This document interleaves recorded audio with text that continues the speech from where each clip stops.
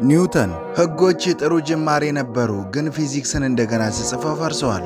እውነት ብለሃል፣ ግን የአንተም ንድፈ ሐሳቦች እኮ ያለኔ ሕጎች መሠረት የላቸውም። ፍጹም ጊዜ የሚለውን ሐሳብን ሰባበርኩት። ጠፈር ይታጠፋል እና ጊዜ ይራዘማል። ሕጎች ይህንን ሊገልጹ አልቻሉም። ይኸው እስካሁን በእኔ ቀመሮች ሮኬቶች ይወነጨፋሉ፣ ፕላኔቶችም ይገዙባቸዋል።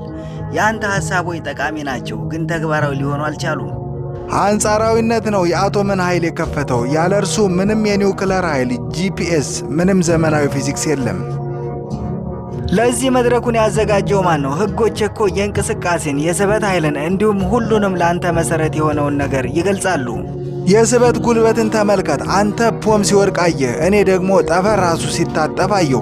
ማየት ብቻ አይደለም፣ እውነታውን ነው እንደገና የገለጽኩት። የአንተ እውነታዎች በእኔ ላይ የተመሠረቱ ናቸው። ኒውተን የለም ማለት አንስታይን የለም ማለት ነው። ቆይ ግን ኒውተን፣ አንተ ጊዜን ቀድመህ መጥተህ ከሆነ ታዲያ ለምንድን ነው ሳይንስ የአንድን ሰው ስህተት እስኪያስተካክል 200 ዓመትን መጠበቅ ያስፈለገው? ስታንዳርዱን ለ200 ዓመት ከፍ አድርጌው ነበር።